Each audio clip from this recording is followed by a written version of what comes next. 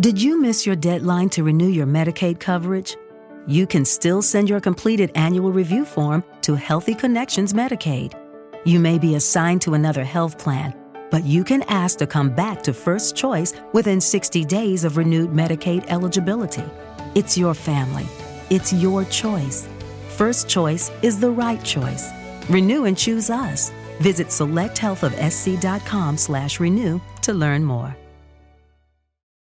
Are you struggling to conceive? You have options, and at Piedmont Reproductive Endocrinology Group, we'll make sure you have the guidance and support you need. PREG is known for individualized fertility care that's unique to every patient. We take the time to provide a reassuring and empowering experience because we believe that you deserve nothing less. Let us help you on your journey to parenthood. Visit us at pregonline.com to learn more. Get the guidance and support you need at Piedmont Reproductive Endocrinology Group. So we were walking around the ship, and we didn't have a lot of activity. We heard some things. We didn't really experience much, but we went into the room and essentially laid down, went to sleep. My wife and I shared a bed, and then a couple other people shared a bed, and a couple of people slept on the floor. And essentially, I guess in the middle of the night, my arm literally started to lift up, and people saw it. And I essentially, got up and told whatever it was, I don't remember any of this, to stop messing with me. And I laid back down. It happened again. And I said, I got up and I said, get away from me or something like that. And everybody's looking at me at that point in time. I think I'm almost awake at that point. And they're like, what the hell? And they're like, they saw it happen. So that was kind of interesting. Something was trying to get me up out of bed. It was like they were trying to pull me up out of bed, which was cool. Another couple of things that happened on the Queen Mary. We were in room B340. I'm not going to get into too much detail. Anyways, we were in there for a couple hours. Had no activity. And then, hello, my paranormal peeps. And welcome back to another Deep Woods Paranormal Podcast. My name is Matt Harvey. I am the founder and lead investigator with Deep Woods Paranormal. I'm also your host of the Deep Woods Paranormal Podcast, along with my wife, Amanda. We investigate pretty much anything paranormal, be it ghosts, haunted locations, UFOs, Bigfoot, cryptid creatures, lake monsters, river monsters, strange lights, UFOs. If it's paranormal in nature, we investigate it. We're a true paranormal team. So, anyways, we're going to start today on the Anything Goes Paranormal podcast with a quick disclaimer. These are just my accounts of things that have happened. I just want to know that you guys, these are my experiences I'm going to talk about today. So some stuff has proof, some stuff doesn't. We've had a lot of experiences where unfortunately we haven't been able to get it on camera or audio or something, mainly when we're setting up or whatever, and something happens, it's like, oh. So I'm going to go kind of back into, way back here, especially because we have so many new listeners and viewers over on the YouTube and Rumble channel, that basically I want to go back into those topics a little bit and talk about some of my favorite places. So Amanda and I met back in our senior year of high school. Just a little bit of history about us. We got married about 8 years later, and we've lived in almost everywhere we've lived. We've had some kind of strange occurrences, let's just put it that way. Some crazier than others. And Amanda's kind of talked about some of these things on her ghost stories, which we're trying to get her to get back to doing her ghost stories. But for now, I'll kind of share some stories with you guys too. So let's go back to where it kind of all started. Back in 1995, 96, Amanda and I would just basically go out to different locations that were said to be haunted. The Queen Mary, the Whaley House, you name it, we went to it. We spent a lot of time up in Los Angeles and Hollywood. We basically visited anywhere that was said to be haunted. So sometimes we'd have friends come with us, sometimes we wouldn't. And so when the show called Ghost Hunters came on, everybody looked at me and they're like, Matt, that's you. I'm like, oh, okay. So essentially, we started a group. At first it started out with those friends that went with us that were interested in the paranormal, and over time, those people, they just were enthusiasts. They didn't want to do it full time like I did, and so we essentially had some people drop off, but we met other people along the way. We had a cool journey for about 15 years with the California Ghost Hunters, and I am grateful to everyone. If you're one of our old members, we miss you and we really appreciate you, and thank you for helping us do what we did. And I'm sure all the people we helped are also very grateful. I appreciate all the time and effort you guys put into reviewing audio, reviewing video, sitting with me, watching the DVRs, and stuff like that. So, anyways, let's get into certain places that we went. Amanda and I spent. Apologize, my phone is deciding to make a whole lot of noise all of a sudden. Amanda and I spent a lot of time on the Queen Mary. We went with friends. We went by ourselves. We spent the night a couple of times in different locations, different places in that ship. So one of my favorite memories of the Queen Mary was basically we went on a ghost hunt the night before. I think we were with Erica Frost. She was actually doing the tour, which is awesome. And we went through the whole ship.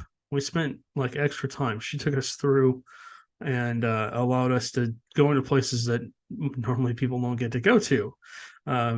Because we were a TAPS family member team, and she knew we weren't going to do anything stupid. But we basically got to investigate different places. One thing about the Queen Mary that people don't know, where the pool area is, that's not the first class pool. Where the movie theater is, or the theater is, that was the first class pool. So, yeah, do the little kids that kind of hang out in that area go into those areas? Yes. And I've done a whole thing on the Queen Mary, so I'm not going to get into it. If you guys want to know more about the Queen Mary, you can go back into that. But essentially, we had gone through the pool area. We were listening for anything. We were listening for the little girl. We never heard anything. We went into the dressing rooms, and that was creepy. I was by myself, and I felt like there was at least one other person in there with me. And that just, I don't get creeped out very often, but that really, that got to me. So we were only in there for about 5-10 minutes. And then finally I said, okay, I got to get out of here. But we went around and we did other things. So we spent the night in one of the haunted rooms. Supposedly, we were in the presidential suite. We had like 7 or 8 people staying in the room with us. And essentially, we were asleep. And around 3 or 4 o'clock in the morning, we basically got up. And so we were in room B340, and we were in there for a couple of hours. All right, guys, I apologize for that. I have a dog that will not stop barking. Every time I start talking, he starts barking in the background, and I don't want that in my audio. So, anyways, we were in room B340 for a couple hours, had almost no activity. And then a couple of us were on the one side of the room in the actual room B340. The other people were on the other side, which is basically opened up, and it's room B349. 339. And essentially, it started getting thick and heavy. I'm like, there's something going on. There must be something here. Let's give it a few more minutes. And nobody wanted to stay. It was hot in there. It was muggy, and we weren't experiencing anything, and I don't blame them. So we left, and as we started walking up the B deck towards the bow, I turned around and took like 10 or 11 photos. These were on a very, very new digital camcorder. I think there was 5 megapixels, which was really high for that point in time. And I looked back, and on the 10th photo, there's a shadow standing just outside of room B340, staring at us. It's like, what took you so long to leave? So, anyways, yeah, that was fun. We spent a lot more time there. Recently, our last trip there was with a friend. I'm not going to give her a name, but we're super grateful that she invited us. And we did, a whole boat tour. We went through the whole area. We were up in the area where the uh, military men were unfortunately perished when the ship ran over the warship in England. And, people say they hear screams and cries coming from up there. They hear different things. We were up there and we were doing a spirit box session with another gentleman who runs the tour. And as we sat there, I went to get up, and all of a sudden, I was kind of sitting where the ropes kind of go in on the sides of the bow. And I turned and I looked, and there's this guy. And I'm like, who the hell are you? But his face was all bloody. His face had like blood running down the side of it. And I realized he was in a World War II military outfit. And I went, oh.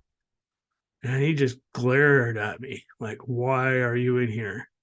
I didn't hear anything, but I definitely saw him. He was as solid as I am. I mean, he was there for good 3 or 4 seconds before he disappeared, and I realized that he wasn't real. I'm like, where did this guy come from? I didn't even realize that he was here. And yeah, he just glared at me like, you're not supposed to be up here. We don't want to talk to you. You need to go. So, anyways, like I said, we spent a lot of time on the Queen Mary. I mean, we were there every other weekend, probably just walking around trying to experience something. Other people on my team got cool things from there, but I'm not going to talk about their evidence because it's theirs. So also, we spent some time at the Whaley House. One time, unfortunately, all these pictures are gone. When I posted that UFO video over Orange County on my YouTube channel and my Facebook channel, which both got wiped, my computer, along with my external hard drive, also got wiped. 20 plus years of video evidence, audio evidence, pictures of full body apparitions, all gone. Just wiped it all out. So essentially, we were at the Whaley House, and we went, by the kids' room upstairs. We went upstairs, and I took a picture, and I got what looks like a little kid sitting on the floor. She must be, God, a year old, 2 years old. She's just old enough to sit up, and she was playing with blocks. And she's transparent.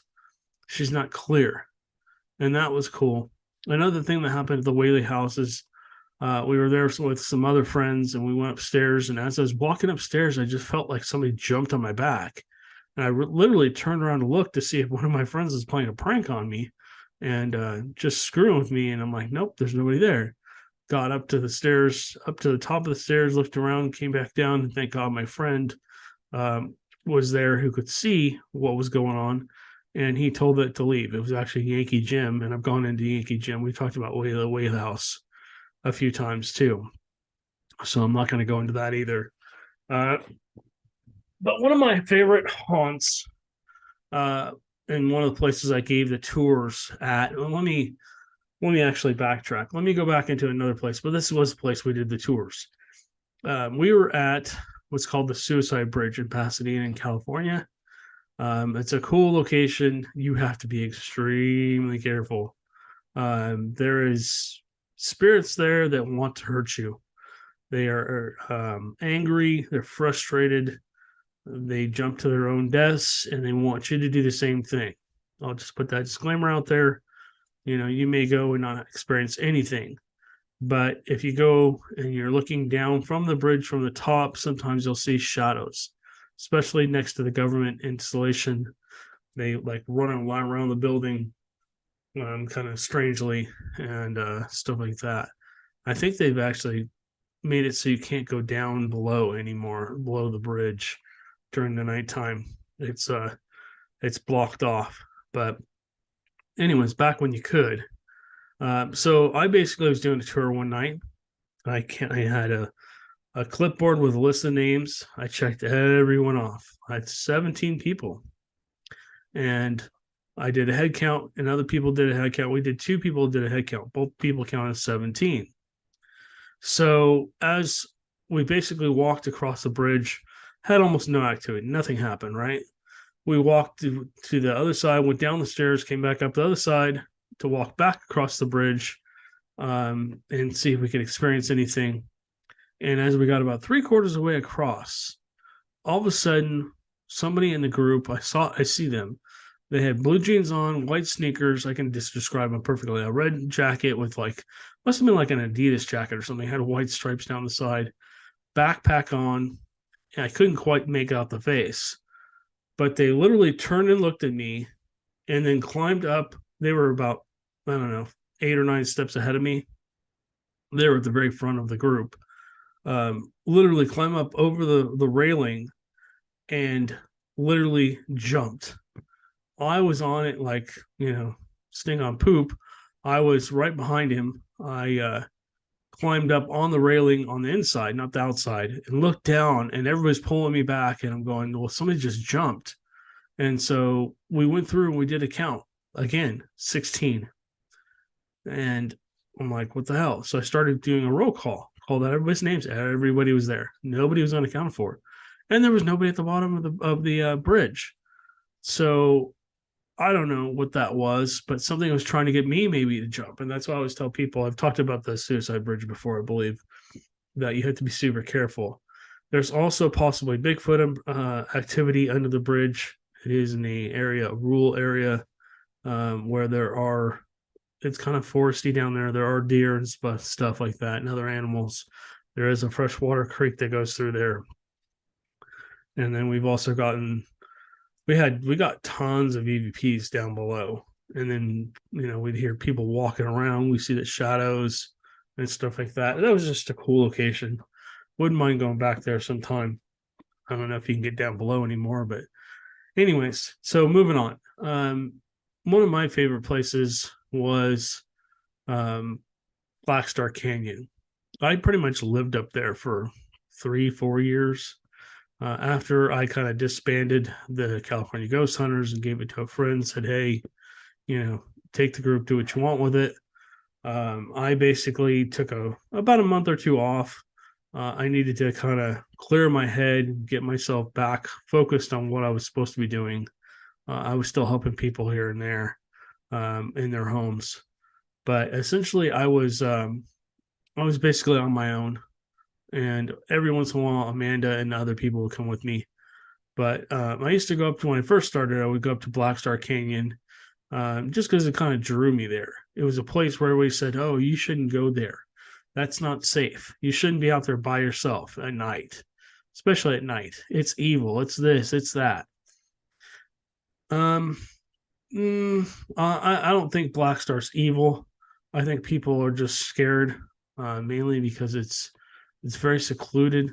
I mean, if you scream, nobody's going to hear you unless there's somebody else there. And even then, they may not hear you. So, I mean, the chances of getting help out there, if something did happen, are remote. Very hard to get cell phone service out there and stuff like that. So I would walk a couple miles in, 3-4 miles sometimes in, and just explore to see what I could experience. One of my favorite things was the shadow people. The shadow people seemed to be very intelligent up there. They would dart back and forth across the road. And then basically they would light up the K2 meter sometimes. There was a lady in white who I figured out was the lady that drowned her kids in the Santa Ana River. I found out that actually, because she haunts San Juan Capistrano too, but she actually more pertains to Black Star, because that's where she killed her kids. That's where the river part of where she drowned her kids, because she was mad at her husband for cheating on her. And then of course something bad happened to her. I think she was locked away, and then she was basically from San Juan Capistrano. I think she was essentially locked up for a couple of days, and then basically they told her to get out of town, don't come back, stuff like that. So she was exiled out of San Juan Capistrano. And so basically, I call her the lady in white, but she looks like she has a long wedding gown on. So I don't know why she portrays herself like that. But I had seen her multiple times. Sometimes I saw her in a big white bubble floating over the creek. And now that all kind of makes sense to me.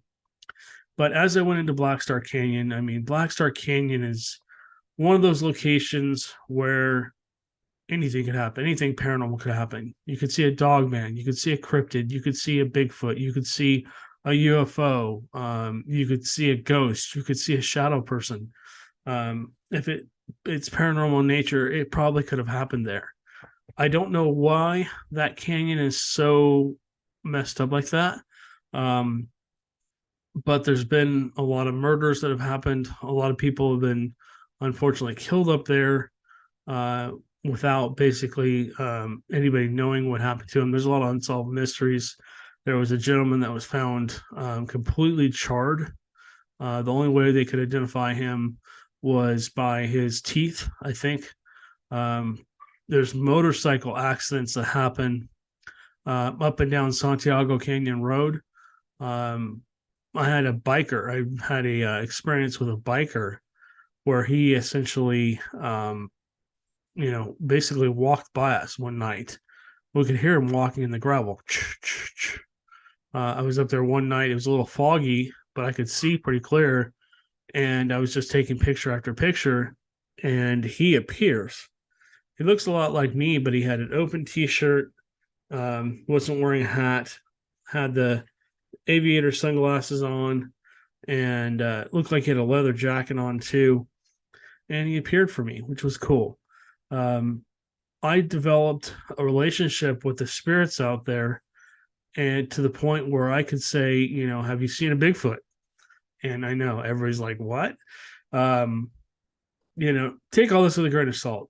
Like I said, I never expect anybody to believe until they've had their own encounter where they can say it couldn't be anything else but. In this case, you can put a ghost in there, Bigfoot, whatever. So these are just my experiences. This is what happened to me. These are just my stories. If you want to believe them, that's fine. If you don't want to believe them, hey, that's cool too. Go out to Black Star Canyon sometime, see what you experience. But be safe if you're going to go out there. Have a bunch of water, have some extra food, have a first aid kit, because a lot of people they fall, they get hurt, they scrape their knees, they break something, and cell phone service is very spotty out there. Spirits out there do like to drain batteries. If you have a camera, a phone, whatever, it's not uncommon for them to drain. I just got to put that out there as well. So, basically, one time I was walking in and I had the K2. I was basically just ghost hunting, and all of a sudden I start hearing like rocks clicking together really quickly. And I'm like, what the heck? And I had a K2 in my hand. You can go back and watch the Black Star videos, or Black Star Canyon videos. I don't know if they're still up. My other account never did get put back up on YouTube. It was sad. We had, I don't know, 20, 30,000 subscribers and stuff like that. Anyways, so essentially, walking up there, and I asked this, then the K2 started going off. I'm like, are you hearing that? And they answered yes. They lit up the K2 for yes. And the K2, if you don't know what a K2 is a very sensitive EMF detector that basically picks up any little thing. I mean, your cell phone can set it off, anything, and the cameras can't. But like a wall socket, a microwave, an oven, refrigerators, anything like that can basically, anything that creates EMF can set off those devices. And EMF is just energy. We have an EM pump that also, basically creates energy, and we can't be around those with the K2s because it'll set it off and give us a false reading. Anyways, I'm sorry to be back and forth on my story. I just have to fill people in because a lot of people are new here and they don't understand what these devices are or what I'm talking about. Anyways, I should have had a picture up here to show you. So anyways, well, actually, you know what? Hold on a second. Let me share my screen. I don't know what's up. Let's see. That is our podcast page. Let's see if we can look up K2 meter, so people can visually see it. If you want to come on here and see it, you can see how much ghost hunting gear costs. It's expensive. So this is a K2 meter. Essentially, you can see this first light. It's always on, but we ask them to light the lights up all the way across, or we'll ask them to set light up 2 or 3 or 4 or 5 if they can. Most spirits, unless they have a lot of energy, can't light up more than 1 or 2. Did you miss your deadline to renew your Medicaid coverage? You can still send your completed annual review form to Healthy Connections Medicaid. You may be assigned to another health plan, but you can ask to come back to First Choice within 60 days of renewed Medicaid eligibility. It's your family. It's your choice. First Choice is the right choice. Renew and choose us. Visit selecthealthofsc.com/renew to learn more. Okay, round 2. Name something that's not boring. A laundry? Ooh, a book club. Computer solitaire, huh? Ah, sorry, we were looking for Chumba Casino. That's right, ChumbaCasino.com has over 100 casino-style games. Join today and play for free for your chance to redeem some serious prizes. ChumbaCasino.com. No purchase necessary. Void where prohibited by law. 18+ terms and conditions apply. See website for details. So essentially, to get to 5, I mean, that's a very strong entity. And we basically, those are the entities we really like to talk to because they can do other things. All right, let me stop sharing my screen. So anyways, I kept hearing the clicking. And it kept going. I think there's a video of it. And the K2, I said, have you seen a Bigfoot? And it lit up for yes. And so as I'm sitting there doing that, all of a sudden I hear a noise to my right. And I'm just about, there's a berm as you walk in through the canyon. There's a gate, so you can't drive in anymore. It's basically a single access road, not a dual access road, a single road that goes out into all over the place, out in the mountains, in the Santa Ana Mountains in California. Essentially, it's a fire access road at this point. And so if you're, not a firefighter or something, you're not really allowed to get up in there. But I kept going, and all of a sudden I hear like another sound to my right, up on the berm above me. It's the clicking again. It was like following me as I was walking. It was walking, but I couldn't hear it. This berm basically went up and then came back down with a little slope on the top, and there was trees. There was a line of trees all across it. So essentially, it would be a great place to defend. If you wanted to be up there, people couldn't see you. I mean, you can't see up there unless you go up there and look down. I stood up there one day and watched a bunch of people walk by, and I was just chuckling to myself. I don't think anybody heard me, but I watched them walk by, and they didn't even know I was there. I was up there looking for evidence of Bigfoot activity. But there's like an old TV up there, old burned out TV. Somebody lit it on fire, and just a bunch of junk. But so as I kept going, all of a sudden I got about another 10 or 15 feet, and I hear this god awful scream, and it sounded like a woman being murdered. And all of a sudden you see these kids just running, and they're in terror. They're like screaming and themselves and running, and not like what the noise was. I mean, this scream echoed off all the canyons. I mean, off all the mountains, because it's kind of a ravine in there. And it just echoed off the walls. And so that was cool. I've told this story many times of Black Star, but I was up there. I'm not going to talk about my first Bigfoot experience because I talk about it all the time. I was actually going up there to do some ghost hunting. It was a quiet night. Nothing had really happened. I hadn't heard anything, seen anything, which was uncommon for Black Star Canyon. There was like no activity at all. no shadows, no ghosts, no K2 hits. It was just dead quiet. It was weird. It was kind of eerie.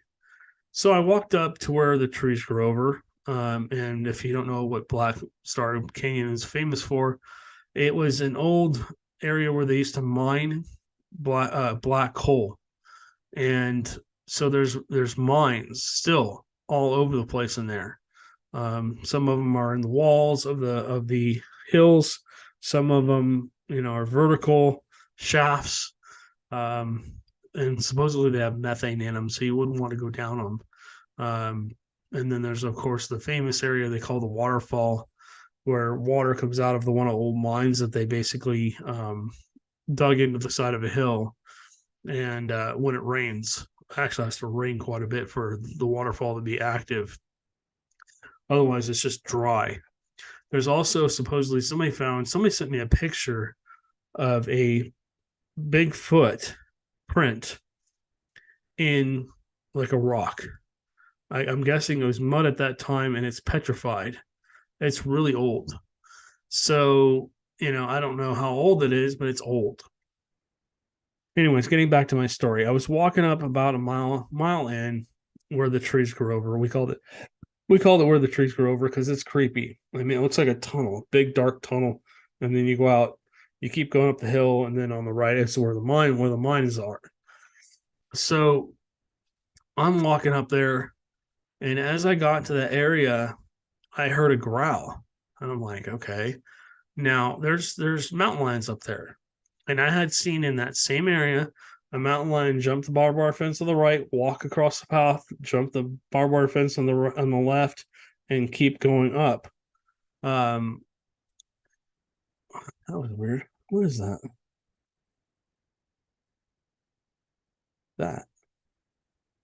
It's like a clock. There's no clock like that behind me. It's been a weird day. Things are getting weirder and weirder. Can't even tell you. Anyways, I'll talk about that maybe on the next one. Okay, well, maybe I should. Well, let me finish this story, and I'll tell you guys another quick story that just happened to me a few minutes ago. So, I'm up there, and I'm hearing this growling, and it's coming from the right side. And I'm looking over there with my flashlight. I can't hear anything, but I'm hearing like something trudging through the brush, but there's nothing there. And so I kind of ignored it, thinking it's mountain lion. I set up my camera on the other side of the road, facing me to where that noise is coming from, and an audio recorder, which I set in a tree. And I was sitting there thinking, okay, if a mountain lion jumps up behind me, at least somebody will have some video evidence of the mountain lion. I was kind of keeping my eye behind me, kind of listening and stuff like that. And then it just kind of died down. I'm like, okay, that's cool. And so I started doing my EVP session. I'm asking questions, trying to communicate with whatever's there. And essentially, all of a sudden, I hear a growl come from the left side of the road. And that's where the creek is. It's dry. It was dry at this point. When it rains up there, it floods. But anyways, so it's dry. You can walk down there. If you can get over or under the barbed wire fence, you can get down to that area. So essentially, I'm hearing grunting and growling. I'm like, what the hell? So I grab the camera and I'm pointing it that direction towards the creek. And as I'm standing there, I can actually see the camera didn't pick it up, unfortunately. I think the settings were wrong. This is with an old night vision camera. I had a lot of little IR lights on it on the top to hopefully be able to see at least 5-6 feet. You could only see about 5 or 6 feet. It wasn't that dark, but that camera had very limited ability to see at night unless it had more things to reflect off of. The IR light had to reflect off of something to bounce back and allow the camera to see more. I wish I could have changed the settings down to, change the ISO up or whatever on the camera, but you couldn't do it. So essentially I'm sitting there and all of a sudden this bush starts back and forth. And I'm like, well, what is that? And so then I realized it's a Bigfoot. It's one of the ones I call the bouncers. This guy, I'm pretty sure it's a male, is about, he's about 7 feet tall, 7 feet tall. No, he's probably a little bit taller than that. He's probably about 8 feet tall. He's about 2 feet, a foot and a half, 2 feet taller than I was. I'm 6'2". So, and he's almost as wide as he is tall. Big burly chest, big huge arms. I mean, the arms on that thing, I mean, they're just massive. And it's brown. Essentially dark, real dark brown. And it's sitting there just shaking the bush back and forth and grunting, ooh, ooh, ooh, as it's doing it. I'm like, okay. And then all of a sudden, this went on for about a minute or two. And then all of a sudden it just darted to the I guess it was to his left up the creek. And that's where I'd seen them before. And if you heard me talking about Black Star Canyon and Bigfoot research, you'll hear me talk about the creek a lot because that basically was like their highway.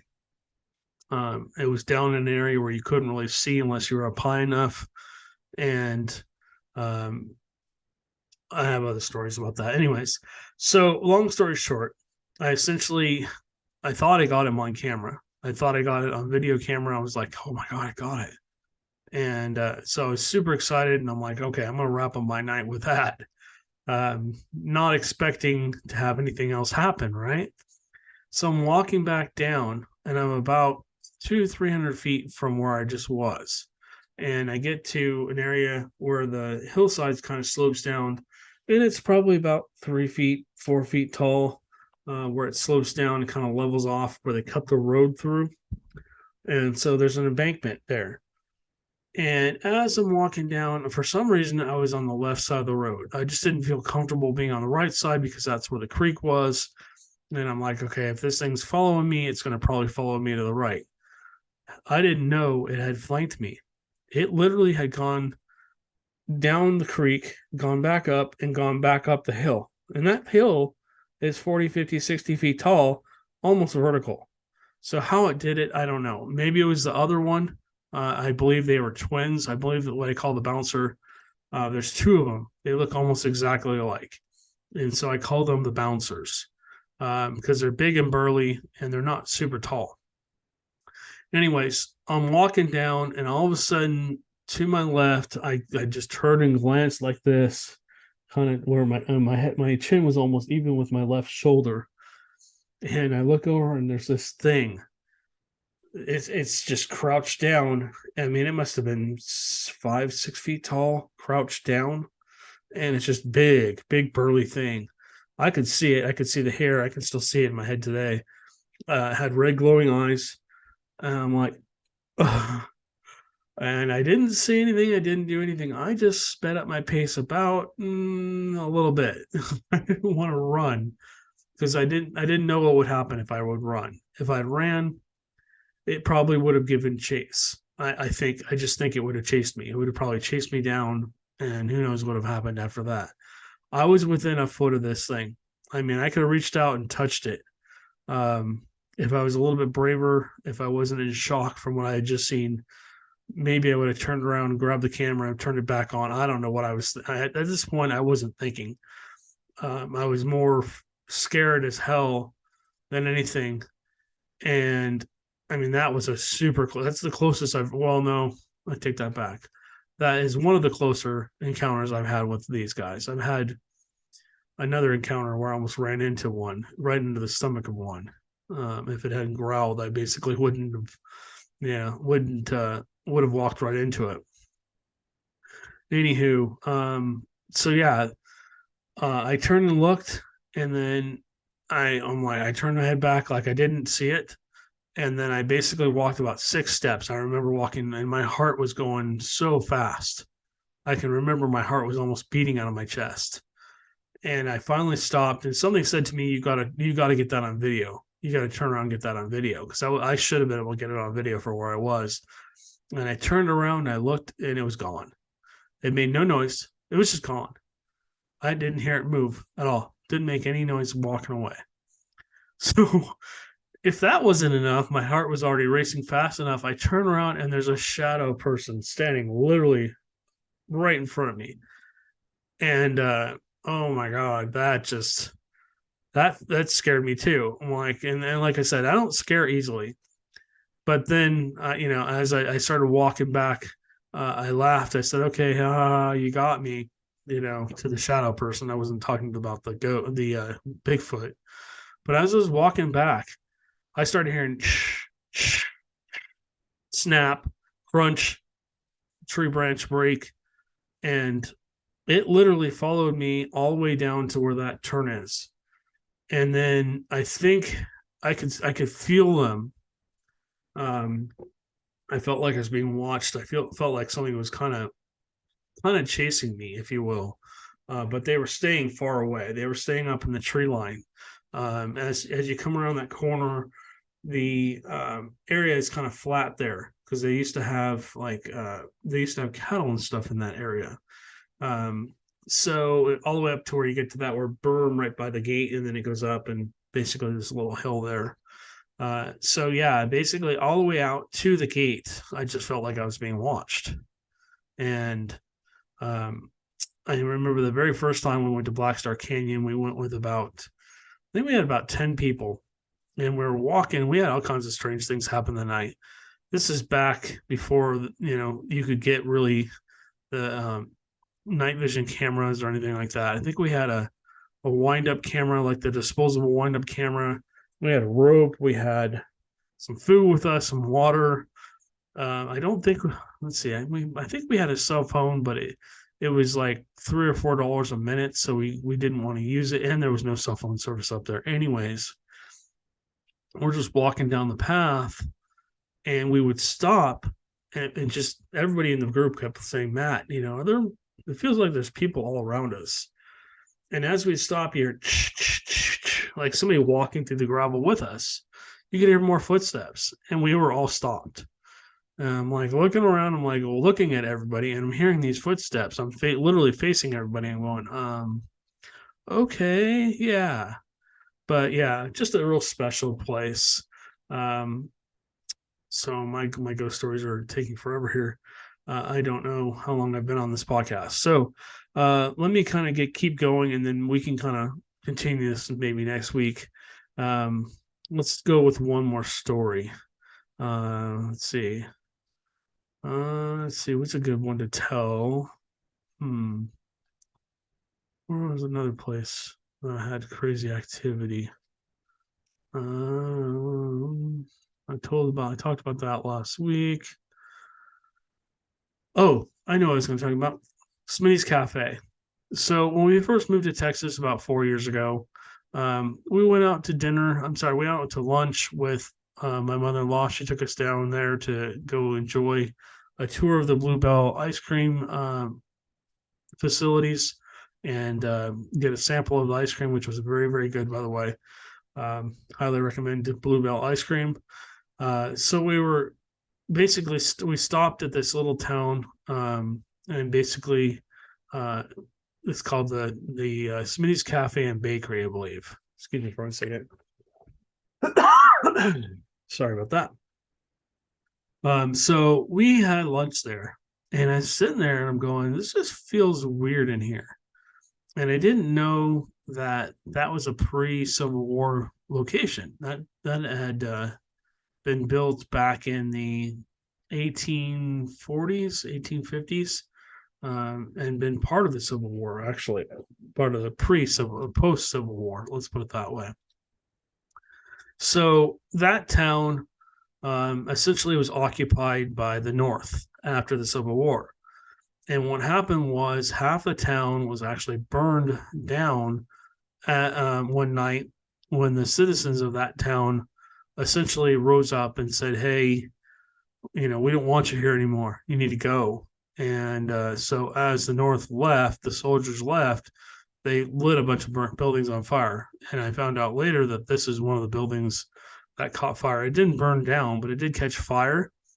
And the original owner, he just basically had a store there, like an old time store where you go in and you get all your supplies from. And so he essentially died in the building. So we essentially, I don't know where that clock keeps coming from. There's no clock like that in this room. Oh, I'll tell that story before I end that other story from what just happened a minute ago. So essentially, we went in and we left a business card with one of the ladies that worked there, and we didn't hear anything for like 6 months. And out of the blue, the manager calls me. She's like, "Yeah, I was cleaning out the register and I found your card." I'm like, "Oh, that's cool." And she's like, "Yeah, this place is definitely haunted. Would you like to come in and check it out?" 2 years later, we had so many experiences in that place. I mean, it's two buildings. The front is a cafe, the back is a bar, and then there's a stage area, which is really cool. They do live music up there. And the left side of the downstairs, the other building that adjoins it, was a pool hall and billiards hall, and then upstairs was basically just storage above it. So we listened to their claims and all this other stuff. We caught so much stuff there. I mean, you really got to go watch Smitty's Cafe, the video of it. It's a little long, but there's so much evidence. We caught couple of little kids, shadow kids, playing by the pool hall, running behind the bar, which is one of their claims. They supposedly got a picture of it. We heard footsteps. We heard like noises, like loud bangs coming from upstairs. We ran upstairs, nothing going on. We caught 3 full body apparitions, including the possible old owner coming out of the restroom area, like hobbling. He was only about 5 feet tall, and he was hobbling, and he didn't look like he was out of our time period. He looked like he was from probably the 1800s, the way he was dressed and stuff. So, yeah, that was an amazing location. I don't want to get too much into that because I don't want to ruin the video for you. But if you want to go back through our YouTube channel, I don't think it's on a Rumble channel, but it's on a YouTube channel. If you want to go back through and find Smitty's Cafe, unfortunately, they've moved since, and it's under new ownership. So, unfortunately, we have not been back there to see if we can continue our research there. But I would love to, and especially with the new gear that we just ordered. Anyways, all right. So let me really quickly, just tell you what just happened. We have 5 dogs. The little one that you heard barking a few minutes ago, his name is Zeus. He's a 7-month-old little puppy that we basically took on, and I let him out because he wanted to be out with other dogs. He's very timid of going outside, so when he goes outside, I let him go out. He had gone down. We have about a quarter of an acre here. He had gone down to back where the back of the fence was. I saw him, and essentially, and this is where it gets weird. We have a sliding door in our bedroom, and then we have a door where our kitchen/dining room is. And I let everybody else in but him. And I basically turned around, closed the door, locked the door, walked away, and he was still on the rock pile down, because we have an area where it kind of floods. So all the water floods into that rock pile and then runs out through the back of our yard. He was walking around down there, exploring, having a good time. And as I turn around, there he is. Like, whoa, what the hell just happened here? Talk about paranormal. I have no explanation for that. How the hell did he get back inside so quickly? There's no way. He would have had to go about 40, 50 feet in about a second. There's no way that could have just happened. So I'm like, oh, crap. I left the slider open in our bedroom, and I walked out there, and nope, it's closed and locked. So I have no explanation for this. There's been a lot of strange things like this happening lately. As you can see, I'm scratching my head. I don't know where that clock keeps popping up from. But anyways, yeah, very, very strange. No explanation for that. And I'm going to end this on that. But again, thank you guys so much for listening. If you want to buy us a coffee, the link's down below. It basically $3 a coffee. I'm not going to get into all that today. Keep showing that. I don't want to keep hammering people on that, but that's a way to support our channel. Also, if it doesn't matter if you're listening on our audio or both our video channels, our Rumble or our YouTube, all the links are down below to anything that basically we talk about if we use somebody else's content. But our links are down below to our website, to Manscaped, if you want to go check out Manscaped, really cool stuff. I will be reviewing more stuff next week, later on this week, excuse me, and talking to you about the products that I've been given to try out. So yeah, if you want to check that out, our website, deepwoodsparanormal.com. That's essentially a place where you can see our podcasts, see and listen to our podcasts. You can view our podcasts on our YouTube channel there. And then, of course, we have our paranormal events, which I need to add to. In the process of doing that, I'm working on dates and schedules, how much money it's going to be for everything. So anyways, we appreciate you guys. Thank you guys for listening. Thank you for liking, subscribing. If you can do me a favor, hit that thumbs up if you really like this video. We appreciate it. It helps us continue to grow our YouTube channel and make sure that YouTube knows that, hey, this is something people want to watch. So anyways, we have some investigations coming up. We will post that as soon as I get caught up on everything else that I'm doing. I've got a big, long list of things that I need to do. I'm still reviewing video and evidence, so I apologize for the dogs barking. Anyways, we will catch you on the next one. You guys have a good one.